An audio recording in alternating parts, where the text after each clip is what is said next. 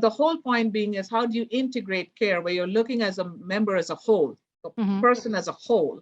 And the person as a whole could have mental and physical health issues or behavioral health and physical health issues. And therefore, it's not just about intervention, but using predictive analytics, using your AI ML models. This is why AI ML really comes into play to then have predictors to say, here is your entire population that you're trying to manage.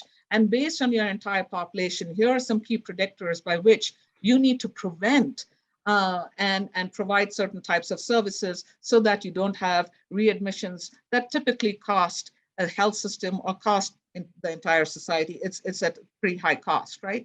So if you're trying to do prevention, not just intervention, if you're trying to embed value-based care, if you're trying to look at clinical quality, your financial models, bringing that all together is very important. This is where data analytics could actually be of immense use and is of immense use as of today.